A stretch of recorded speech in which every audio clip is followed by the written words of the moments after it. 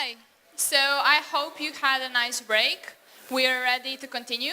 So this time I won't be leaving the stage so soon because I will be moderating the next session and presenting you our next speaker. So Amy is one amazing woman. She's a freelance journalist, and during her 2-decade career, she worked for various media outlets like CBC News, BBC, Al Jazeera, Monocle, The Atlantic, and others. She also has a serious case of wanderlust, so she traveled all over Europe, Middle East, and Africa, all in a search of a good story, or sometimes a good place to surf. She's a Force Entrepreneur contributor, where she writes about entrepreneurial ecosystems and driving forces behind them. But most importantly for us today, she's a woman of many, many stories, and she will be sharing some of them with us today. So please help me welcome Amy Guttman.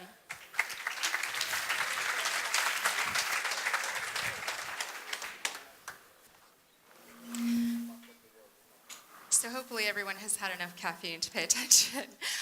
Today I want to talk to you about how to make your story stand out. Now we all stand out. Everyone in this room stands out for a different reason. For most of you, it's for your concepts, your ideas, or how you execute them. For me, it's how I tell stories and what stories I actually choose to cover. And I'm known for kind of going off the beaten path. As an example of this, a PR person recently contacted me and invited me to the tiny African nation of Djibouti. I'll let you look that up on the map later. Why did she invite me? Well, she said, of all the people I know, you're the only person who would actually enjoy going to this place. And that just demonstrates why I stand out and what for. People who know me, people who know my work, know that I'm attracted to these places. I'm attracted to stories that haven't been covered yet, or a different take on stories that have. So of course I go to traditional places. Everyone has to. But I'm the one who looks under rocks. I'm the one who looks for the wider story. And often these are the stories that really pick up traction, those that are substantive and that tell a big picture story, or in fact, a trend, innovation, insight into a culture, or solve a problem. So actually, sometimes all you need is that one story to get out first. And then you'd be amazed how, if it's truly substantive, if it truly demonstrates one of these things in a really big way, that can be all you need. Because the thing is, here's a little secret. Journalists are lazy because we don't have a lot of time. So if we see a great story that someone else has already done, we're going to rip it off. We're going to take all the contacts and all the company names and all the people who have been mentioned, and we're going to call the same people. Maybe add in a few to mix it up. But essentially, all you sometimes need is that one story to get started and have the press calling. Today I'm going to tell you about 3 stories that demonstrate each of the things I mentioned. We're going to go to Iran, we're going to talk about pizza, and we're going to talk about moonshine. So the first story I want to share with you demonstrates a trend and a societal shift. I like to call it the democratization of pizza in Kenya. So how many people in this room see pizza as a privilege? Just raise your hand if you think pizza is something exclusive. Right. So, okay. Okay, so 2 people, but beyond that, most of us see pizza as something cheap, some kind of sort of comforting fast food, something for after a late night out. We don't see it as something really exclusive. So let's go to Kenya, because in Kenya, pizza has been exclusive, and that's what makes something as basic a food as pizza really interesting. And that's what actually has garnered this story a heavy click rate, which is fantastic for me. So in Kenya, until about 5 years ago, pizza was incredibly expensive. It was a food that only the wealthy could afford. And the average Kenyan only knew of pizza from the big screen, from American movies. And whenever they would pass the occasional pizza shop, they knew that it was something that only wealthy people and expats could afford. Why is that? Well, think about it. Cheese and olive oil aren't exactly indigenous to Kenya. So the cost of importing these items has traditionally been and remains pretty expensive. And because it was expensive, there was a very small consumer base consuming it. So there wasn't enough competition to drive prices down. Well, that's changed in the last 5 years. Why?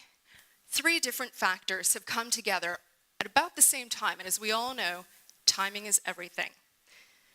So these factors start with the return of the Kenyan diaspora. Ever since about 5 years ago, there's been a big trend of the Kenyan diaspora returning from the West. They've been returning with their Western educations, they've been returning with their Western skills, and they've been returning with their sophisticated Western appetites for things like cupcakes and pizza. Decidedly unsophisticated food, I think we can all agree, but you get the point. So they've come back, and they want the comforts that they've come to expect. Next, we have all the European entrepreneurs, all the startup guys from Europe, particularly Northern Europe, who have left Europe during the recession because they found that their traditional sources of financing have all dried up. So they've come to Nairobi, which is sort of the capital of entrepreneurialism in East Africa, where they found it much easier to get their startup rolling. So they've come with their cravings for pizza. The last group is perhaps the most interesting one, because that's the lower classes of the Kenyan society who have slowly been rising up over the last 5 years. And why is that? Because Kenya has enjoyed incredible growth in its economy over the last 5 years, and it's set to continue for the next few years as well. So their lifestyles have been adapted because their wages have gone up. And of course, they're in on the pizza game. So as a result, we're seeing lots more pizza consumption. In fact, Domino's, if Ramon is in the room, he'll enjoy this story. Domino's has put 3 branches in Kenya just in the last 2 years. And actually, Domino's has a traditional model of pizza delivery, but they've had to change that to adapt to the local market, to make room for tables and chairs. Because the thing is, if a taxi driver in Kenya can afford to take his family out for a night of pizza, he wants to be seen doing so. It's a status symbol. The thing is, every good story is a great storyteller. That's what makes your story stand out. And nobody really wants to hear from corporate types like the PR person from Domino's, all respect to Domino's. So enter Ratash Dashi. Ratash Dashi is a dynamic entrepreneur. He gave up life in London as a banker to move to Nairobi and set up Naked Pizza, which is a franchise of healthy, high-end pizzas. He's been doing quite well, and he came to my attention through another article, thus my point. And he was really easy to contact, and he was a great talker, and he was able to put the whole picture into context for me.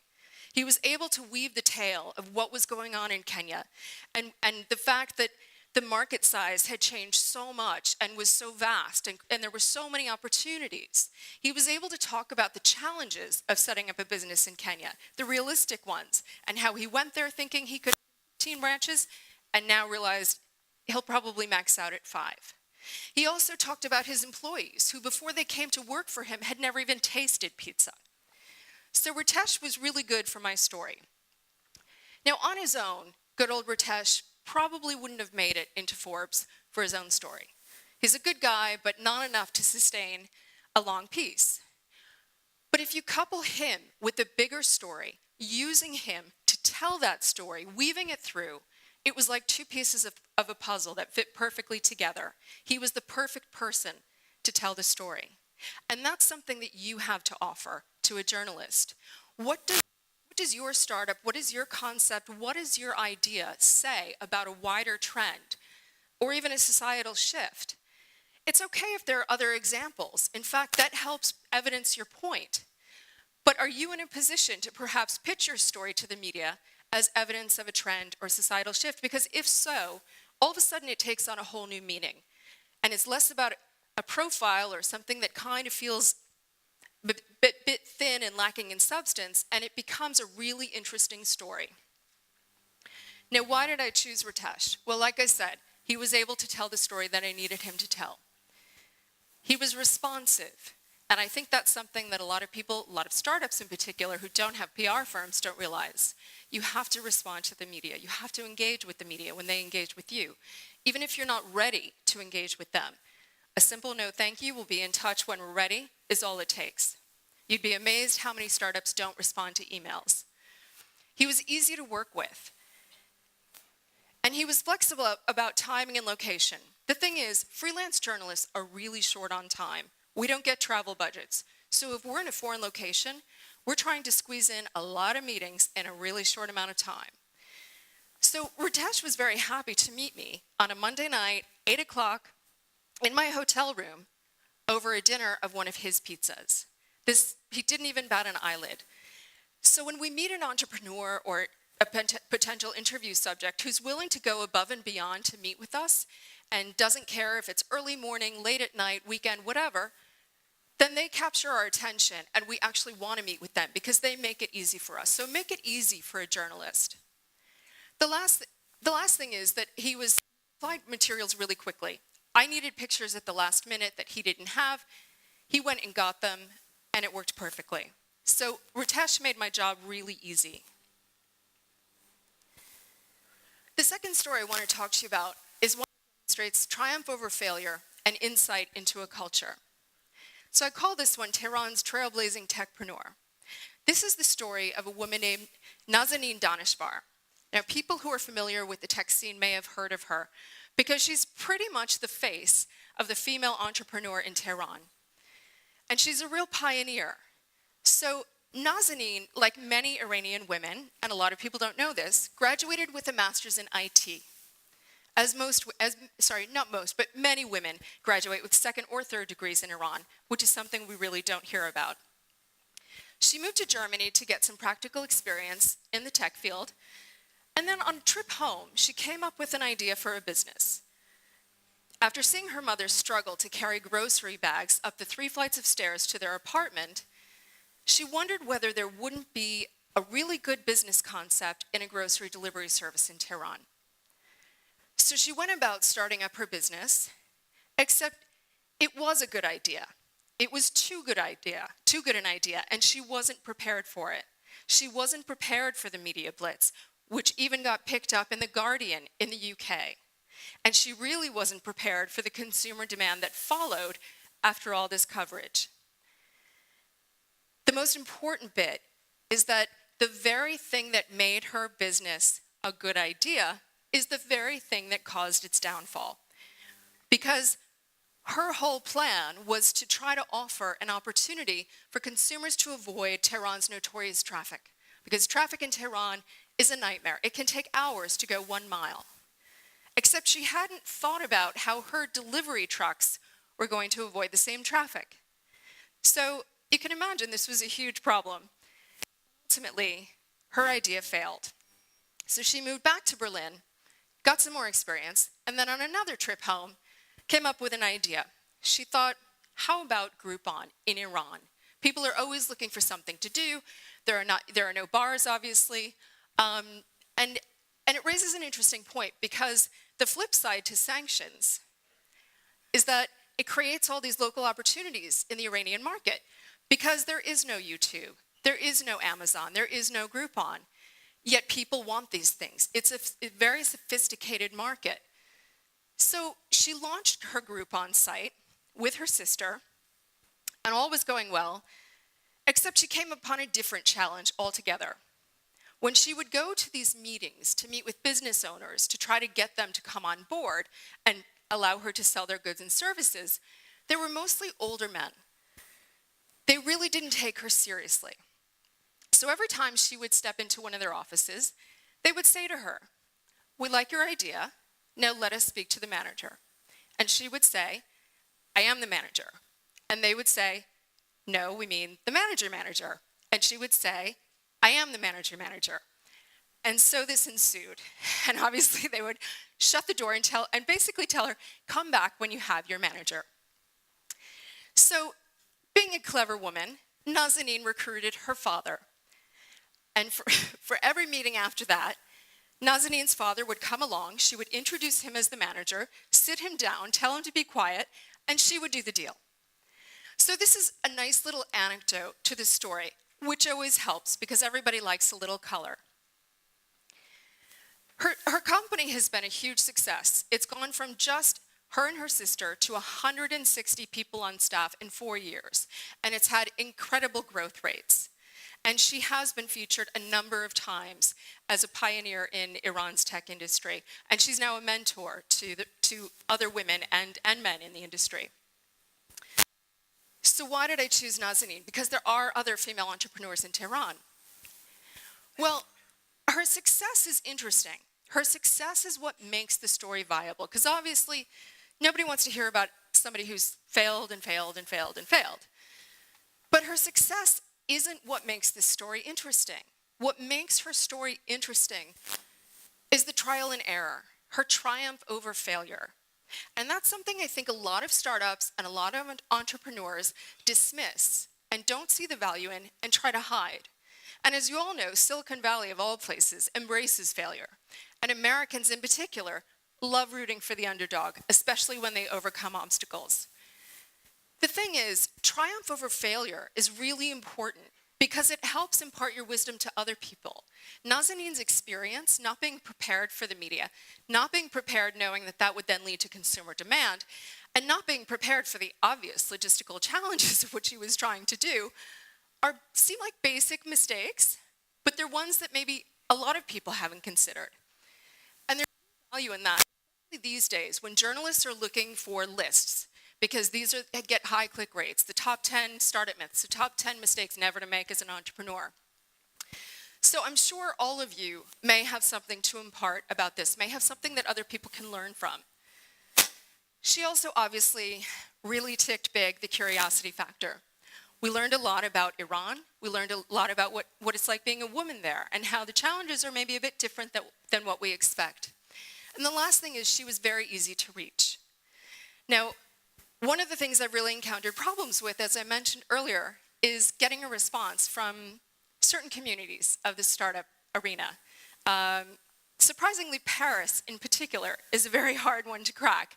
I can't tell you how many entrepreneurs with great business ideas I've contacted for interviews multiple times and just gotten zero response. The thing is, in my view, I'll go back. If it's an interview I really want, I'll go back twice. That's fine. I might even go back a third time if I really want it. But once it becomes too difficult, we bail. Because again, it goes back to time. We don't have time. So the minute something becomes too difficult or someone becomes too difficult, we have tons of other options. So I'm just encouraging, I guess, to be easy to reach, be easy to work with, and look for your trial and error story. Now, the last story I want to share with you is about a moonshine moneymaker. And this is a story of a problem and a solution, but more importantly, the surprise bit here are the multiple winners involved. And that was a surprise to everyone involved in this story. So a few years ago, I was invited to the Smoky Mountains of eastern Tennessee, which is a beautiful area. And the invitation was to go visit a moonshine distillery, which sounded like a lot of fun, so it wasn't a tough sell. The owner of this moonshine distillery was a guy named Joe Baker, who was a former criminal lawyer. So he had kind of an interesting angle on his own, but not enough to build a whole story around. And the obvious angle would have been to talk about craft distilleries at that time, but that didn't seem terribly original either. So I dug around a bit. And I found out that until about 2008, 2009, the time the recession hit, moonshine in America was outlawed. Once the recession hit, people were losing jobs, companies were closing, and states were losing valuable income tax. Well, how to overcome this? Simple. Alcohol is very heavily taxed. So reverse this law, repeal the prohibition, and all of a sudden you have people in business, you have people buying alcohol, and you're generating tax revenue for local and federal accounts. So Joe Baker seized on this opportunity, wasted no time. In fact, I think he started his business the day after this became the new law. And his Old Smoky moonshine has been an incredible success. In fact, he sold it recently for millions of dollars. But the surprising thing about this story is not that Joe Baker was a huge success and now has millions of dollars.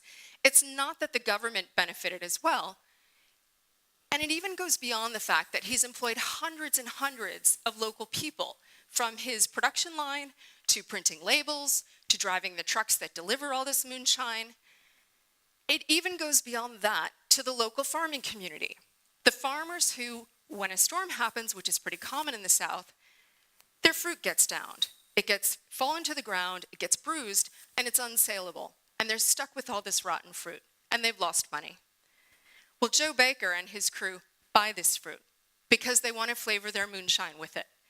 So these are some surprise winners that nobody, not Joe Baker, not the government, had any idea would be beneficiaries. And the town has been a huge beneficiary because Old Smoky is now popular across the United States in bars and restaurants. And so they're attracting thousands and thousands of visitors to that town every day. So the thing about this story that makes it a winner is that Joe Baker solves a problem. There are multiple beneficiaries of his business. There are the surprise winners. And most importantly, he was well prepared for the interview.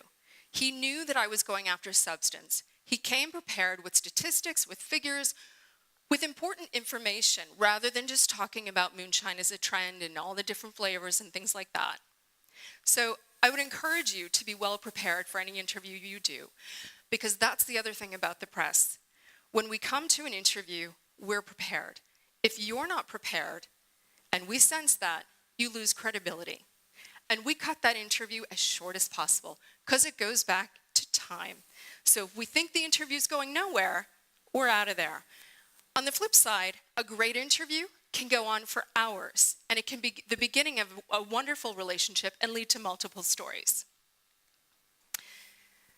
So what I want to leave you with today is the fact that all the people that I talked about, and most of the people that I try to interview, have one thing in common. And it's something that I possess as well. They're passionate.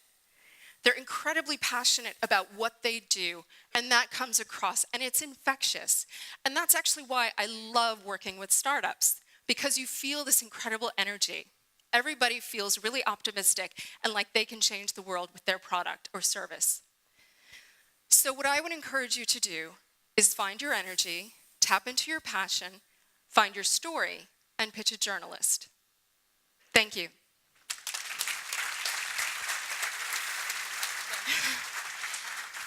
Thank you. My pleasure. Okay, so we have time for some questions. So since you're a media consultant and work with startups, let's say we have a startup that is at the beginning of its journey and doesn't have funds for a PR company and has a story. How do they choose a journalist to pitch, a publication to pitch? Well, these days it's very easy because everybody's online. And there really is an outlet or publication for everybody. As everybody knows, it's quite niche now, as well as broad. And you can start doing that by using Twitter. So you put in the keywords, see who comes up, and journalists, see who comes up, start following them. See what kinds of stories that they're covering. And even as a journalist, what I often do when I think about a story that I want to pitch, I sort of put the title in the middle of a circle, and then outside that circle, I make a wheel and spokes. And I think about all the different types of publications that might be interested in it. So it could be a sports story, but it could be a sports technology story. So maybe Wired would be interested in it, but maybe Runner's Magazine would be interested in it as well. So it's about thinking more broadly. And maybe it's a story that the Wall Street Journal would be interested in if it really is innovative. So do any of you have a question? Do we have a question for the audience? Just raise a hand. We have mics everywhere. Okay, so it's my turn again.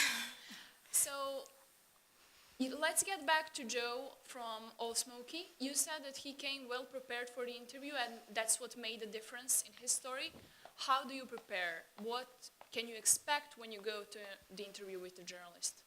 So the first thing you should do when you agree to an interview with a journalist is check them out. They've done their homework on you. You do your homework on them. See what kind of articles they've done. See whether they like a contentious style, because that's something you really need to be prepared for. See whether they do softball stories. That'll be a bit easier. That'll tell you their angle. People who do interviews with me for Forbes know that I cover entrepreneurial ecosystems around the world. They know that that's my angle, unless I've said otherwise. And actually, in the case of Ratash, he had come to the interview having researched all about me and started a conversation about something else that I do, saying how much he felt that resonated with him, which kicked off, a really great conversation and just kind of broke the ice in a great way. So actually what he started is building a relationship with you, which is probably important later on, right? It is. I think, as everyone knows, the world has become a lot less formal, and that includes relationships, and you all know that. But particularly when it comes to journalists, we all need each other much more these days, and we're all collaborating much more.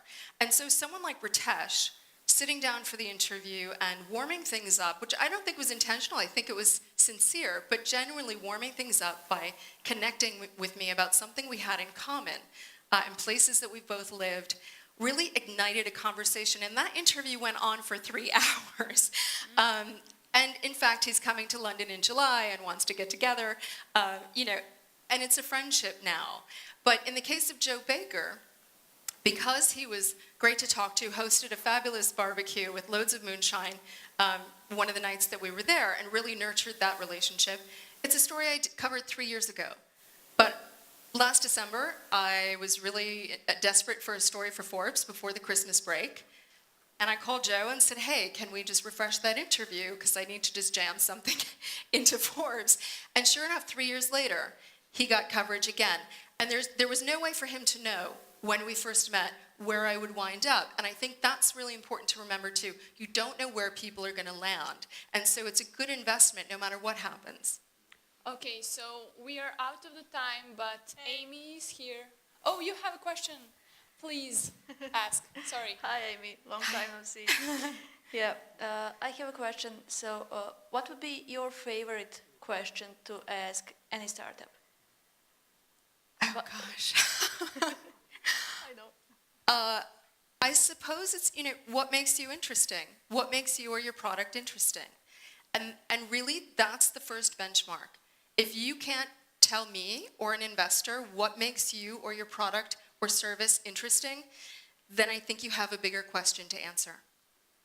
Any more questions? Please. Hi, yes. For startups, it's very important that you get the story that you're very passionate across the way that you want to tell it. And as you say, the journalists also have their own perspective. So what do you do if your story is taken out of the context? Well, hopefully, I think that does happen, but hopefully less frequently.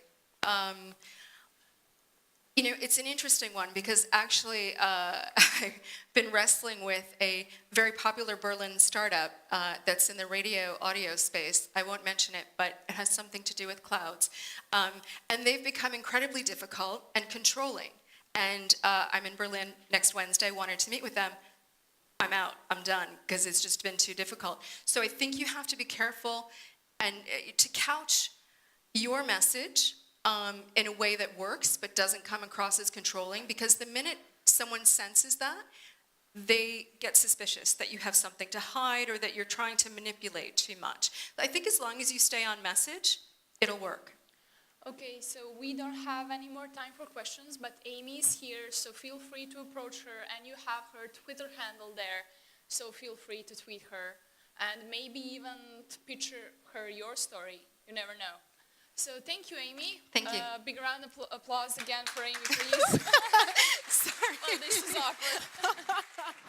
Okay.